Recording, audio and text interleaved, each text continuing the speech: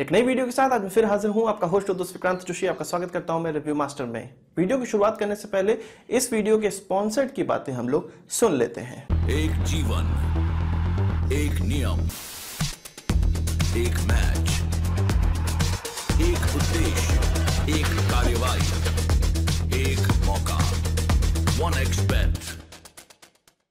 Description में दिए गए लिंक को फॉलो करें और $100 तक का बोनस पाएं अपने पहले डिपॉजिट पे। अपनी सबसे पहली खबर की बात करेंगे तो वो भारत और फ्रांस की तरफ से आ रही है। दोनों ही देशों के बीच में सबसे बड़ी एक नेवल एक्सरसाइज होने वाली है जो कि 1 मई को अंजाम दी जाएगी। इसमें भारत और फ्रांस की तरफ से बड़े बड़े शिप और एयरक्राफ्ट भाग लेने वाले हैं। भारत की तरफ से जो एयरक्राफ्ट कैरियर जाने वाला है वो INS विक्रमादित्य है। वहीं फ्रांस की तरफ से जो एयरक्राफ्ट कैरियर जाने वाला है वो उनका FNS चार्ल्स डे गेवले है, जिसमें कि राफेल M को फ्रांस की नेवी लेकर आएगी, जबकि भारत की तरफ से MiG-29 के फाइटर्स इस एक्सरसाइज में भाग लेने वाले हैं। इस एक्सरसाइज को वरुणा एक्सरसाइज कहा जा रहा है और यह गोवा के तट पे अंजाम दिया जाएगा। फ्रांस की तरफ से जो दूसरे शिप इसमें भाग लेंगे वो उनका डिस्ट्रॉयर FNS प्रोविंस, FNS लाटच ट्रिवेले। इसके अलावा जो न्यूक्लियर अटैक सबमरीन उनका भाग लेगा वो FNS एमथेस्टे और उनका जो टैंकर एयरक्राफ्ट होगा वो FNS मार्ने होगा। जैसा कि मैंने आपको बताया उनका राफेल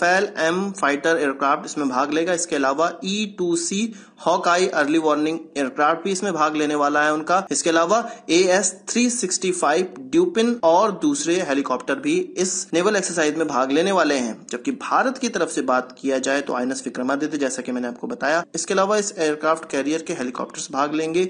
डीजल इलेक्ट्रिक सबमरीन जो हमारी भाग लेने वाली है वो INS शंकुल, गाइडेड मिसाइल डिस्ट्रॉयर जो भाग लेने वाला है वो INS चेन्नई, स्टिल्थ फ्रिगेट जो भाग लेने वाला है वो INS तरकश। इसके अलावा जो टैंकर एयरक्राफ्ट भाग लेने वाला है वो INS दीपक होगा। P-8 long range maritime petrol aircraft भी भाग लेने वाला है और डॉर्नियर 228 प्लेन्स भी इसमें भाग लेने वाले हैं। इससे पहले हम ऑस्ट्रेलिया के साथ एक बड़ी नेवल एक्सरसाइज कर चुके हैं विशाखापट्टनम की कोस्ट पे, और अब जाके फ्रांस के साथ इस प्रकार की नेवल एक्सरसाइज यह साफ साफ दर्शाती है कि हम इन बड़े देशों के साथ कितना क्लोजली अब इन्वॉल्व हो रहे हैं। अभी कुछ दिनों पहले मैंने खबरों में बताया था कि कैबिनेट कमेटी ऑन सिक्योरिटी ने यह अप्रूव कर दिया है कि 464 T-90 मेन बैटल टैंक हम रशिया से फिर से खरीदेंगे, जो कि 1.92 बिलियन की डील होने वाली है।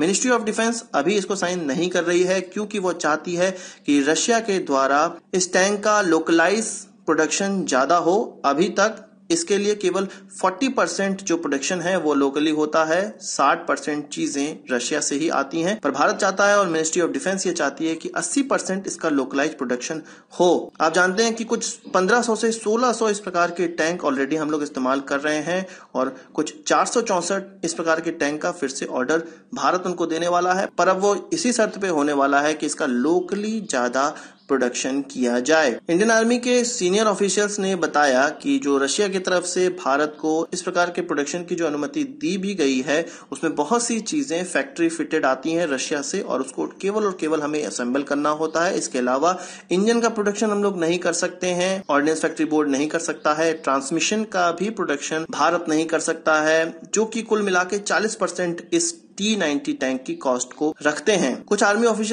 ऑफिशियल्स का यह भी कहना था कि जो रोबस्ट टेक्नोलॉजी ट्रांसफर डील न होने के कारण इस प्रकार की चीजों का हमें सामना करना पड़ रहा है कि हमें कम से कम टेक्नोलॉजी दी जाती है फिर भी हमें इस प्रकार के टैंक वहीं से खरीदने पड़ते हैं। पर अब मिनिस्ट्री ऑफ डिफेंस ये चाहती है कि हमारी ज्यादा से ज्यादा लोकल इंडस्ट्री इस मेन बैटल टैंक को बनाने में इन्वॉल्व हो। L&T के द्वारा जो प्राइवेट शिपयार्ड चलाया जाता है उसका नाम कटुपल्ली यार्ड है और इसके द्वारा ऑफशोर पेट्रोलिंग वेसल बनाए जा रहे हैं, जिसमें इंडियन कोस्ट गार्ड ने 7 इस प्रकार के पेट्रोल वेसल का ऑर्डर इनको दिया हुआ है, जिसका तीसरा वेसल अब इंडियन कोस्ट गार्ड ने इंडक्ट कर लिया है और यह भी समय से पहले हुआ है, जो कि डिजायर समय दिया गया था उससे पहले ही L&T ने यह कारनामा करके दिखा दिया है और एक रिकॉर्ड कायम कर दिया है।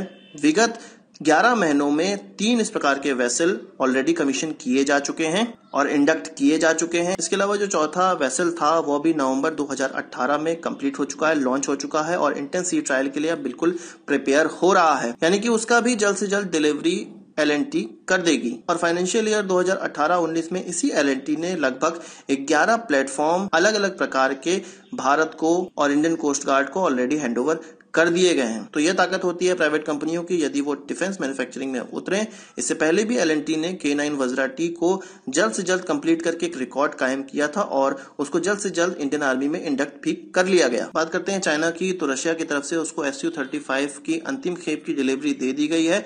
24 मल्टीरोल इस प्रकार के फाइटर एयरक्राफ्ट $2.5 बिलियन में साइन हुए थे चाइना और रशिया के बीच में 2015 में। इसके अलावा इस कॉन्ट्रैक्ट में ग्राउंड इक्विपमेंट और रिजर्व इंजन्स की भी बात की गई थी, उनकी भी डिलीवरी की जाएगी और कुछ कर भी दी गई है। चाइना ने अपने इस प्रकार के एयरक्राफ्ट को पहली बार 4 की संख्या में 2016 में रिसीव किया था और इसके बाद अब जाके उसके अंतिम खेप की डिलीवरी भी हो गई है। चाइना इस प्रकार का पहला फॉरेन कंट्री बना था, फॉरेन बायर बना था, जिसके पास रशियन Su-35 एयरक्राफ्ट आए थे। इसके अलावा इंडोनेशिया ने भी इसको खरीदने का मन बना लिया था और उन्होंने भी कॉन्ट्रैक्ट साइन कर लिया है रशिया के द्वारा और वो सेकेंड कंट्री इस प्रकार की बन गई है। उनको 11 इस प्रकार के फाइटर एयरक्राफ्ट कॉन्ट्रैक्ट के मुताबिक डिलीवर किए जाएंगे, जिसमें से पहला फाइटर एयरक्राफ्ट इसी साल उनको मिलने की उम्मीद है। तो आज की इस वीडियो के लिए बस इतना ही। आशा करता हूँ आपको वीडियो पसंद आया। अगर आप इसको एक बड़ा थम्स अप जरूर देंगे। इस वीडियो से कोई सवाल सुझाव हो तो कमेंट बॉक्स में जरूर लाइएगा और यदि आपने हमारे चैनल पर सब्सक्राइब नहीं किया उसे भी कर लीजिए, क्योंकि हम इस प्रकार की वीडियो लाते रहते हैं। नमस्कार,